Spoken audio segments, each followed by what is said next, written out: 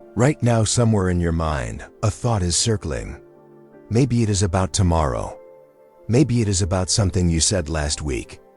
Maybe it is a fear you cannot name. You replay conversations. You rehearse disasters that never happen. You lie awake at 2 a.m. solving problems that do not yet exist. This is not weakness. This is the untrained human mind doing exactly what it was built to do. Scan for danger, prepare for pain, protect you from uncertainty. But here is the uncomfortable truth. Most of your suffering is not happening in reality. It is happening in your thoughts. Ancient philosophers understood this thousands of years ago. They built an entire system of mental training around one powerful idea, that peace is not something you find outside yourself. It is something you construct deliberately from within. What they discovered will change how you think forever. This channel exists for one purpose: to explore the timeless wisdom that strengthens the human mind. Not motivation that fades by Monday. Not quick fixes that collapse under pressure. We go deeper. We explore ideas that have survived centuries because they work.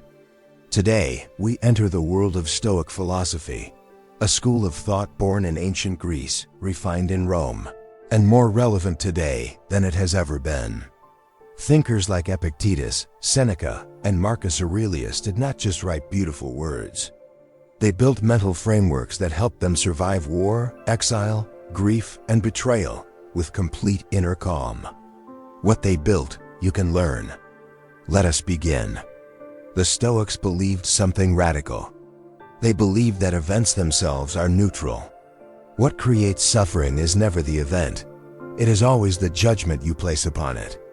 Marcus Aurelius, the Roman emperor who governed the most powerful empire in the world while facing plague, war, and personal loss, wrote in his private journal, "You have power over your mind, not outside events.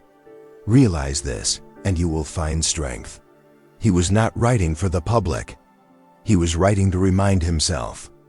That is how deeply this philosophy must be practiced. Epictetus, who was born a slave and suffered tremendous hardship, taught one foundational principle: the dichotomy of control. Some things are in your power. Your thoughts, your responses, your choices. Some things are not in your power. Other people, outcomes, the past, the future.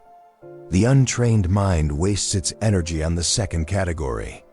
It worries about what others think. It agonizes over outcomes it cannot guarantee.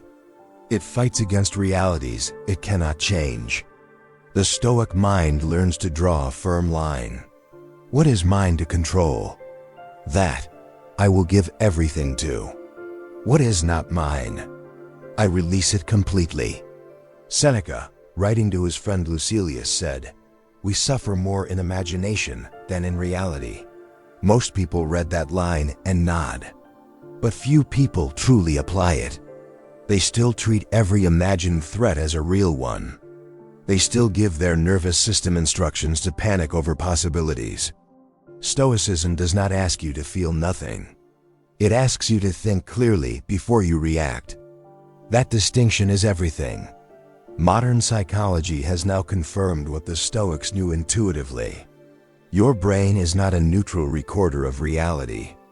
It is an interpreter, and it has a strong bias toward the negative. Neuroscientists call this the negativity bias. The mind registers threats, losses, and painful possibilities far more powerfully than it registers safety, gains, or good outcomes. This was useful when your ancestors needed to survive predators. It is destructive when you are lying awake worrying about a meeting next Tuesday. Ryan Holiday, who has spent years studying Stoic philosophy and translating it for modern audiences, puts it clearly. The obstacle is the way. Not around it. Not despite it. Through it. What you resist, you remain trapped by. What you face directly, you begin to move through. James Clear, writing about habits and behavior, reminds us that the mind follows the patterns you reinforce. Every time you respond to uncertainty with panic, you make panic easier. Every time you respond to uncertainty with calm inquiry, you build a new mental reflex. Your emotional experience is not fixed. It is trained. Mark Manson frames it differently, but arrives at the same place. The mind that accepts discomfort builds strength. The mind that runs from discomfort builds fear. Anxiety is largely a pattern, a habit of interpretation the mind has rehearsed so many times that it now runs automatically. And here is the liberating part. Habits can be changed. Patterns can be interrupted. Interpretations can be retrained. The Stoics were not born calm. They practiced calm. And so can you. Now we move from understanding to action. Because wisdom that is never practiced is just entertainment. The first practice is the pause. When a worry arises, do not follow it immediately. Simply notice it. Say internally, a thought has appeared. You are not the thought. You are the one observing it. This small act of separation creates space between stimulus and response. In that space lives your freedom. Epictetus taught that no person can disturb your mind without your permission. The pause is how you begin withdrawing that permission. The second practice is the Socratic question. When anxiety grips you, ask it a direct question. Is this thought true? Then ask deeper, is this thought useful? Most worries fail both tests. They are not confirmed facts. They are possibilities your mind has dressed in the clothing of certainty. When you question a worry, you expose it. And exposed worries lose their power. The third practice is the Dichotomy Journal. Each morning, take 2 minutes.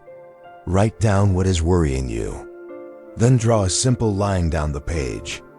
On one side write, in my control. On the other side, not in my control. Move each worry to its correct side. Then close the journal. You now have your assignment for the day. Work only on your side of the page. Release everything else. This is not passive. This is intelligent energy management. The fourth practice is negative visualization, what the Stoics called premeditatio malorum. Quietly imagine a difficulty before it arrives. Not to create fear, but to reduce shock. Marcus Aurelius practiced this constantly. He would mentally prepare for ingratitude, for betrayal, for loss. Not because he wanted these things, but because a mind that has rehearsed hardship is not ambushed by it. Picture the difficult conversation. Imagine the failed plan. Walk through the worst realistic outcome in your mind, calmly and clearly. Then ask yourself, could I endure this? Almost always, the answer is yes. And that answer quietly dissolves anxiety. The fifth practice is the evening reflection. Seneca ended every day with 3 questions. What did I do wrong today? What did I do right? What can I improve tomorrow? Not from guilt, from honest inquiry. The examined mind grows stronger. The unexamined mind repeats the same patterns indefinitely. Here is what changes when you practice these ideas consistently. The problems do not disappear. Life does not become easy. People still disappoint. Plans still fail. Uncertainty never fully leaves. But something inside you shifts permanently. You stop experiencing every difficulty as a catastrophe. You start experiencing it as information.